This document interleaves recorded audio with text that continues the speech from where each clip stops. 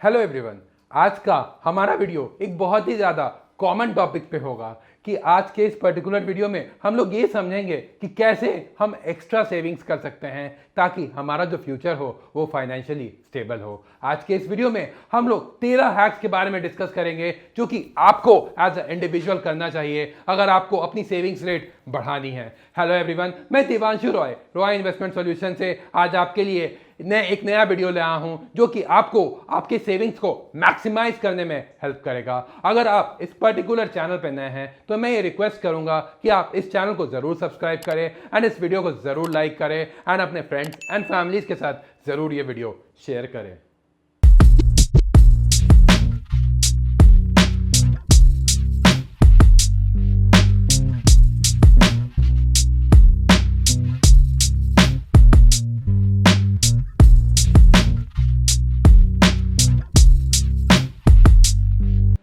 सबसे पहला हैक मैं आपको यह बताना चाहूंगा कि आपको अपनी इन्वेस्टमेंट्स को ऑटोमेट कर देना चाहिए। आपको आइडियली 2 बैंक अकाउंट्स रखने चाहिए, एक आपके रेगुलर खर्चे के लिए एंड दूसरा आपका इन्वेस्टमेंट अकाउंट होना चाहिए। जैसे ही आपका सैलरी आता है आपको अपने रेगुलर अकाउंट से इन्वेस्टमेंट अकाउंट में आप जितना सेव करना चाहते हैं उतना पैसे को ट्रांसफर कर देना चाहिए एंड उस इन्वेस्टमेंट अकाउंट से डायरेक्टली आपके SIPs या आपके इन्वेस्टमेंट्स में वो पैसे कट जाने चाहिए with in 5th of the month.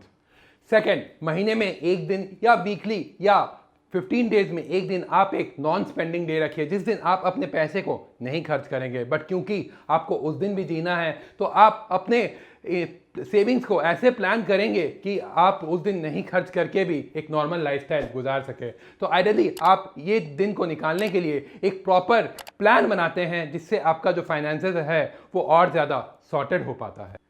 Third, use UPI spends instead of credit cards.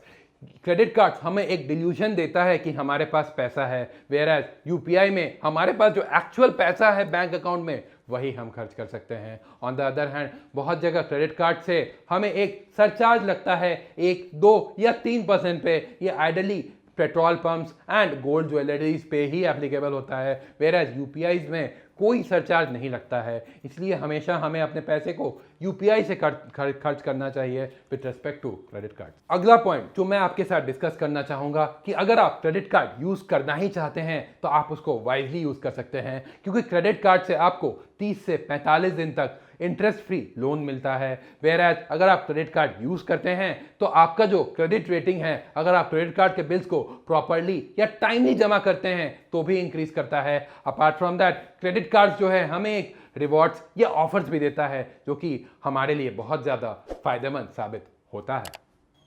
अगला हैक जो आपको फॉलो करना चाहिए in spite of saving mode, always create a shopping list. जब भी आप अपने लिए शॉपिंग करते हैं, चाहे वो ऑनलाइन हो या ऑफलाइन, आपको अपना शॉपिंग लिस्ट ज़रूर क्रिएट करके शॉपिंग करना चाहिए। क्योंकि अगर आप ऑफलाइन शॉपिंग करते हैं फॉर एग्जांपल, तो वहाँ पे काउंटर पे बहुत सारी चीज़ें रखी होती है जो कि आपके बिल को बढ़ाने के लिए होती है, या फिर आपको ये भी लगता है ये भी खरीद ले ये भी खरीद ले, जिससे आपका जो बिल है वो बहुत ज़्यादा बढ़ के आता है। इसलिए आपको हमेशा शॉपिंग करने से पहले एक अच्छा शॉपिंग लिस्ट बना लेना चाहिए जो ही आपको ज़रूरतों की चीज़ें हैं एंड उन्हीं चीज़ों को आपको मॉल या कहीं से भी ऑनलाइन या ऑफलाइन खरीदनी चाहिए।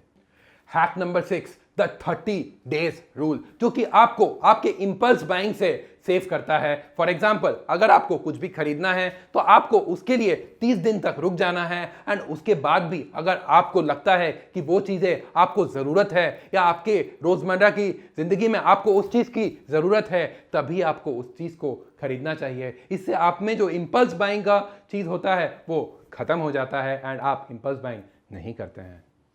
Hack number 7, rent rarely used items. अगर आप कोई चीज़ को ऐसे यूज़ करते हैं जैसे साल में 1 या 2 बार ही आप उस आइटम को यूज़ करेंगे, तो मैं ये रिक्वेस्ट करूंगा कि आप उस चीज़ को खरीदें नहीं, रेंट करें। फॉर एग्जाम्पल, अगर आपको फोटोग्राफी का शौक है एंड आप साल में 1 से 2 बार ही जाते हैं वाइल्ड लाइफ सेंचुरी फोटोग्राफी करने के लिए, तो आइडियली आपको कैमरा एंड लेंसेज खरीदने नहीं चाहिए, आपको रेंट पे लेना चाहिए, क्योंकि रेंट पे लेना आपके लिए काफ़ी किफ़ायती साबित हो सकता है। अगला हैक है buy larger size of consumables. For example, अगर आप एक चाय की पत्ती ले रहे हैं या कुछ भी एक सर्फ एक्सेल का पैकेट ही ले रहे हैं, तो मैं रिक्वेस्ट करूंगा कि अगर आपके घर पे स्पेस है एंड आपकी एक्सपायरी डेट बहुत ज़्यादा लंबी है, तो आपको उस पर्टिकुलर चीज़ का पैकेट बड़ा वाला लेना चाहिए, क्योंकि उससे आपका जो पर यूनिट कॉस्ट होता है वो काफ़ी ज़्यादा कम होता है एंड आपके पैसे काफ़ी ज़्यादा सेव होते हैं। अगला हैक है shop online in incognito mode.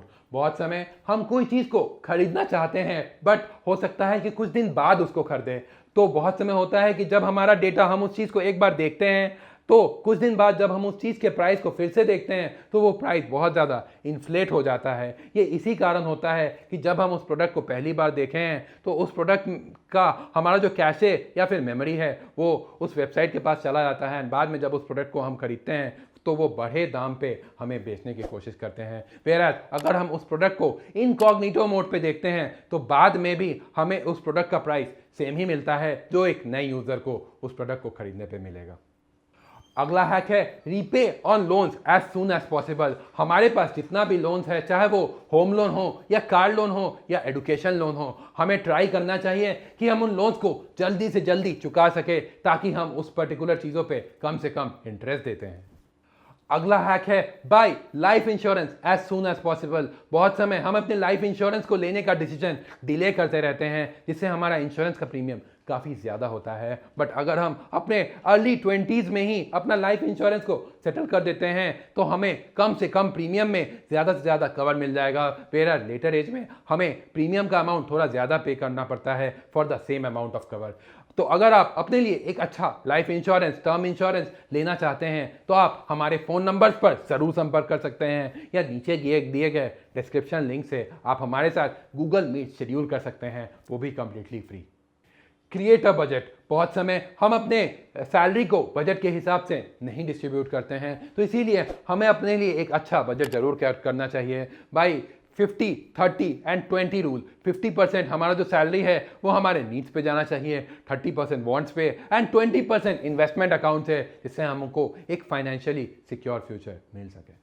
Utilise deals and discounts. बहुत समय बहुत सारे ऐप्स एंड ऑफर्स पे, वेबसाइट्स पे अच्छे ऑफर्स चलते हैं जिसके कारण हमें अच्छे डिस्काउंट्स मिल जाते हैं, या बहुत समय क्रेडिट कार्ड्स, डेबिट कार्ड्स पे भी ऑफर चलते हैं जिससे हमें एक अच्छे डिस्काउंट्स मिल जाते हैं। तो इसीलिए हमें अपने फ्रेंड्स के साथ कोलैबोरेट करते हुए अपने डिस्काउंट्स को अवेल करना चाहिए ताकि हमारी सेविंग्स मैक्सिमाइज हो पाए। फाइनली जाते जाते मैं आपको एक बोनस टिप देना चाहूंगा कि सबसे पहले आपको अपने नॉलेज के ऊपर इन्वेस्ट करना चाहिए, क्योंकि आपका जो नॉलेज है अगर वो इंक्रीज करेगा तो उससे आपका जो इनकम है वो इंक्रीज करेगा, जिससे आप अपने सेविंग्स को भी इंक्रीज कर पाएंगे। इसीलिए आपका सेल्फ डेवलपमेंट सबसे ज़्यादा इंपॉर्टेंट डेवलपमेंट है when compare to other things. And finally जाते जाते मैं आपको ये बोलना चाहूँगा कि अगर आपको अपने इन्वेस्टमेंट या इंश्योरेंस जर्नी हमारे साथ प्लान करवानी है तो हमारा ऊपर फ़ोन नंबर्स पे ज़रूर संपर्क कर सकते हैं या नीचे डिस्क्रिप्शन बॉक्स में लिंक है जिससे आप हमारे साथ गूगल मीट शेड्यूल करवा सकते हैं, वो भी कम्प्लीटली फ्री।